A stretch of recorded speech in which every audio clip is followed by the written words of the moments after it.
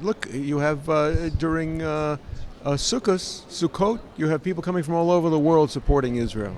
I've been at the parades and seen the various nations represented, and it's lovely that they come. There is I guess you could say, a presupposition on the part of the evangelicals that this is all a big warm-up for an ultimate eye-opening experience by the Jewish people en masse, that they will come to believe in the Messiah that they rejected 2,000 years ago.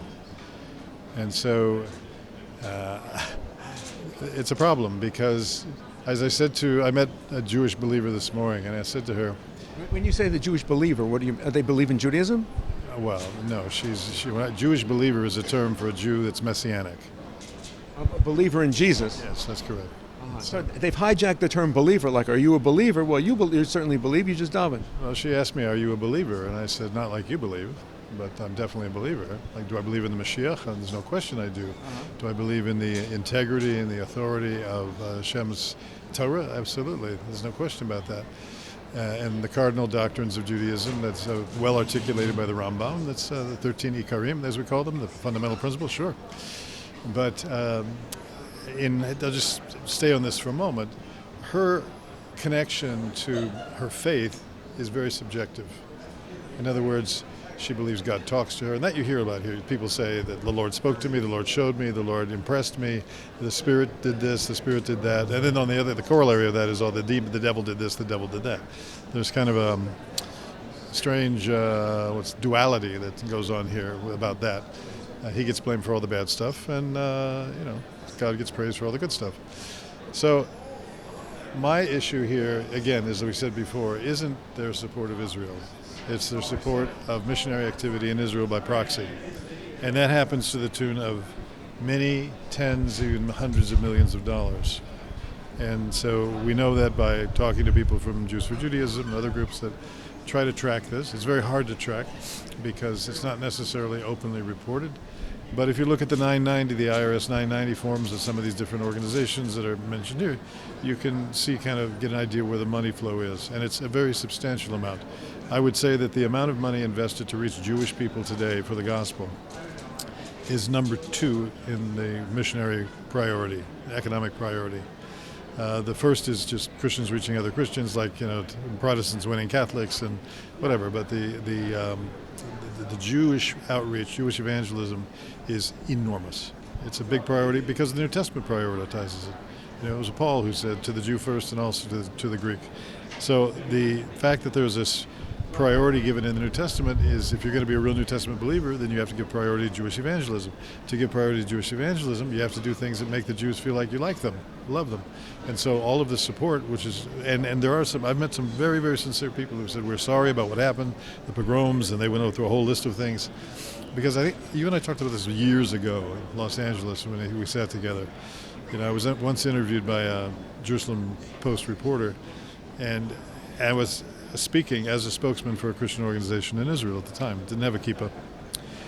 And he said, well, what do you do with all that that history against the Jewish people? And I said, well, the definition of a real Christian is 4 words: real Christians love Jews.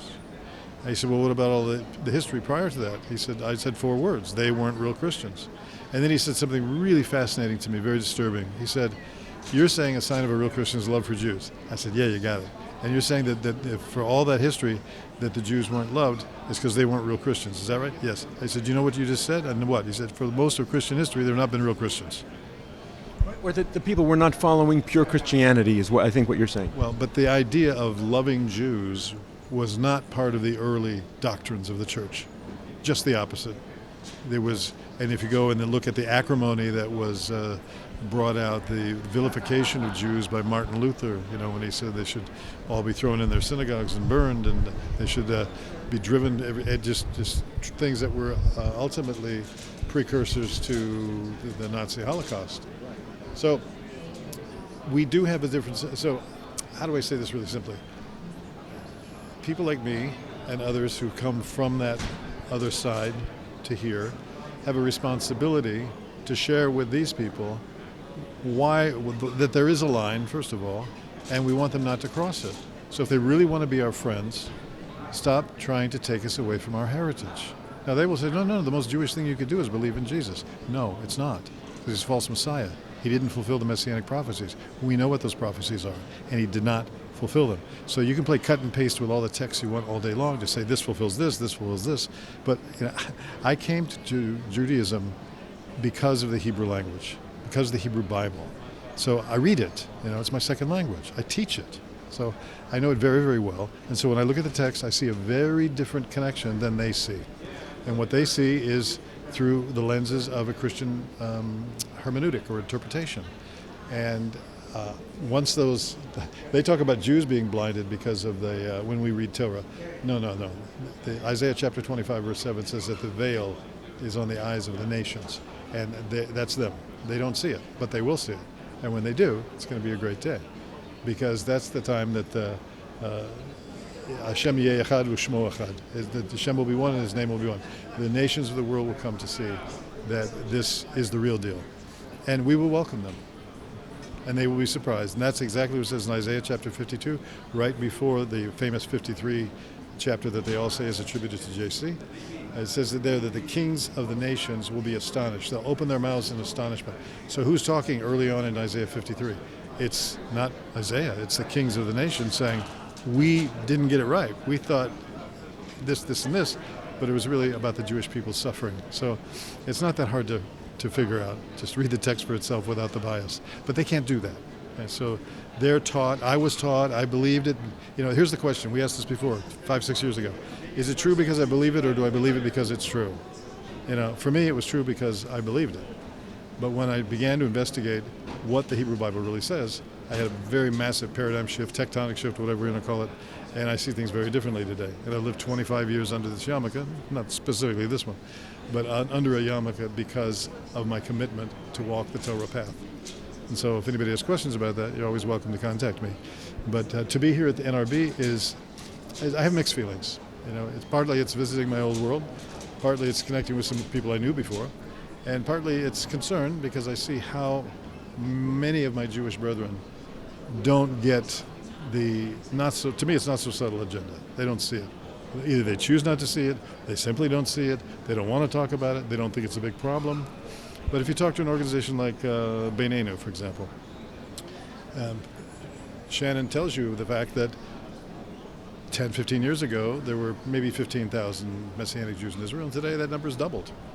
So, when you say Messianic, do you mean American Jews for Jesus who happen to move there like the Mormons do, to go to school and live there as Westerners? It's not that neat. Messianic Jews are defined as Jews who believe in Jesus, Yeshua as they call him, and hold on to some, at least modicum, of Jewish practice and tradition. So that would be, otherwise they're just Christians. All right? So the doctrine is exactly the same. The nomenclature may be a bit different. Some of the terminology gets shifted to be more Hebraized or Jewish, if you will. Put a hyphen in there. And so consequently, to someone who doesn't know, it seems like like the first time I went to a Messianic synagogue in Toronto, and it felt kind of like a Reform or conservative congregation. You didn't see anything that was blatantly Christian there, except when they were kind of giving recitations of the New Testament as part of there was the Torah and the Haftorah, and then it was the New Testament.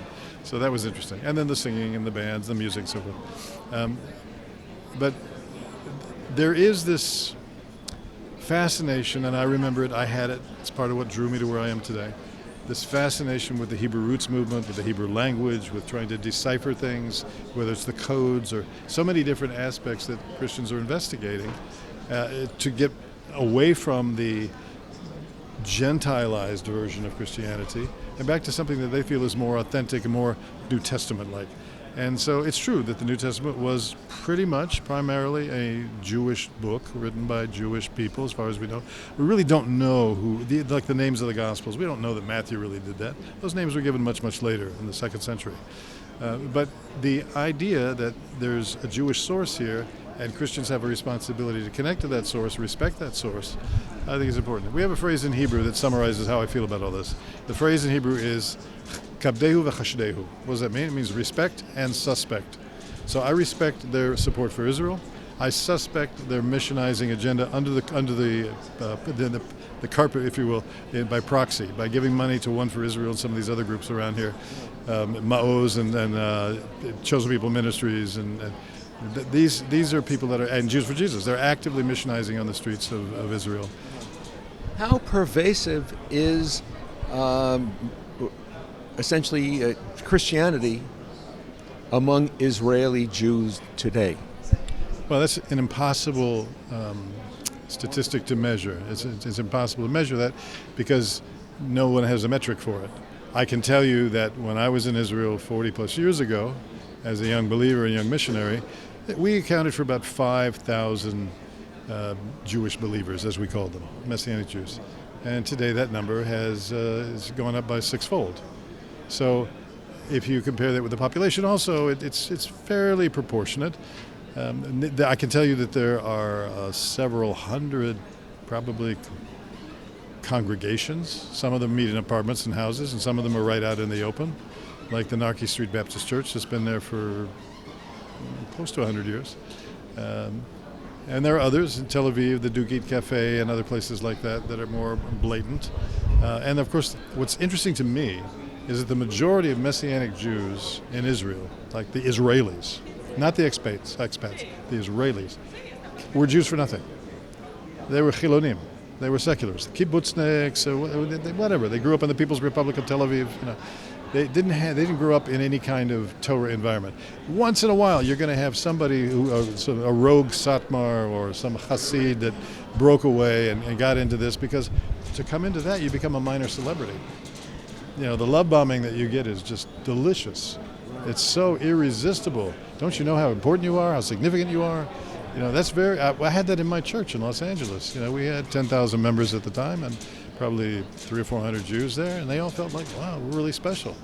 And it's nice to feel special. It's nice to have someone say, instead of you walk into a synagogue and somebody says those 4 words, "You're in my seat." It's nice to go into a place that says, "We're glad you're here." And that, people go by the need of their soul, not necessarily by the analysis of the intellect that says, is this true or not true? And today people want to feel good rather than necessarily do good. How many Messianic shuls, if you want to call them, synagogues, or churches really, if they're practicing Christianity, essentially, would you say more or less than 50 different temples? There are about 400 in North America. That I can tell you. But they aren't living in Hebrew, living in the Holy Land. It isn't a movement per se to convert the Holy Land into a fertile crescent for Jesus' return. In Israel, we can account for about 150 or more, and about 200 websites, mostly in Hebrew, that are targeting Jews. Yeah, Benino has all those statistics. What does Christianity believe in terms of how many Jews have to become believers in order for Jesus to come? So there's not a specific number. When I was in the movement, we used to say a majority, whatever that means. I mean, 2 irrefutable geographic facts had to kick in. 1, the Jews had to be back in the land. Okay, so we know that happened. And then Jerusalem had to be under Jewish control, which is 1967. So when that happened, and I came into Christianity a little after that time, but I remember people talking back about it, that this was like if you think of the prophetic time clock, everybody was saying this is 11:59, we're almost to midnight. And in those days, none of us expected to see the year 2000, God. We were sure, 100% sure that JC was going to come. Now there's more date setting. I just saw a big chart down here that says now the year is 2044. Others are saying it's 2030 because that's going to be the 2000th birthday of the church. So there's a lot of speculation. But you know what? There's been speculation all along. I heard 1975. I heard 1980. So there's always this kicking the prophetic can down the road. But for diaspora Jews who believe that Israel is the refuge, the sanctuary that they can move to either to retire or that they can go to in the time of stress in the diaspora, that they would be able to... The more Christian Judaism spreads, that they might not be able to move to Israel to a neighborhood where they can be comfortable as Jews because the Jews around them are all talking about Jesus. So that's a little hyperbolic. I don't see that being the case. I can think of one neighborhood up in by near Taria, Taria Elite, which has about 40. I think it's either 40 believers or 40 families. It's one or the other, but number 40 comes to mind. There's more and more presence of them in the Galil, and I don't think there's a problem that we're going to end up having, a building dedicated to God's frozen people on every corner in some neighborhood. I don't see that happening at all. What are God's frozen people? God's frozen people, the ones that are frozen out from Torah. They're not part of the. I'm making a pun on chosen versus frozen. Because it's chilly in the north in the winter. It is chilly in the north in the winter, especially Tzfat and the Golan. Yes, it's interesting which way the winds are going to blow here, because there are more and more Jewish people in Israel that are migrating, especially after October 7th, who are migrating to more Jewish identity. Prior to October 7th, a large number of secular Jews were thinking of immigrating, getting out of town altogether. That has shifted. And I work with another organization that specializes in the subject of Jewish unity and bringing these two disparate groups together. And the missionary problem, we brought this to the attention. I know Beneno had an opportunity to bring this to the attention of some of the Jerusalem city leaders recently. And one of the problems is that we have these Christians that go out on the streets and preach, and they invite invective. They invite people to react to them. And then they tape that and they send it to their founders and they say, see, their funders, they say, see, we're being persecuted for the gospel's sake, which is mentioned in the what's called the Beatitudes in Matthew chapter 5 and 6. It talks about, blessed are you when people basically revile and curse you. So we don't want that happening. We don't want Jews reacting to these Christian missionaries with vitriol and invective, and we want them to just basically ignore them. So the best approach that I've found in dealing with these folks on the streets of Jerusalem, especially where I live, is just ignore them. If they don't have an audience, they don't have an audience. But to try to engage them requires understanding how they think, what they say, what those words mean, what verses they're quoting, the context of those verses, or lack thereof in some cases. So I know that. A few others of us know that. We're schooled in that. But the average Jew on the street just hears these things and says it just bothers them. They don't want to hear this. And so you'll have yeshiva bachrim coming up, and I've seen cases of people spitting at them. Well, that is just, you want to encourage more missionary money to come to Israel? That's the great way to do it. So the best thing to do is just let them be. Look, they're not. The Israeli government's not going to. In very, very rare cases do they block somebody. There was one case recently of a young lady from England who was ultimately, there were enough complaints about her that she can't get back in the country. And she was awful. And just terrible. They would get on the light rail, and there's a bunch of Koreans now that come and they street preach and so forth. I was on Ben Yehuda Street recently, and there was a group of Koreans singing. All these Israelis and American Jews, they're all standing there listening to them sing. They're singing in Hebrew, and it's lovely, and they have the guitars and there's big smiles. And after they stopped singing, I said, you all believe in Jesus, yes? Yes, we believe it. Then I turned to the crowd and said, ladies and gentlemen, I present to you Korean missionaries. Is this what you want to be listening to right now? I think it's time for ice cream. So I don't mind being disruptive in a polite way. But somebody has to, open the window or pull back the curtain or say what the issue is here. So the Israeli government is not going to offend hundreds of millions of supporting people. Okay? So that conversation has to happen in another context. And that's part of what I do.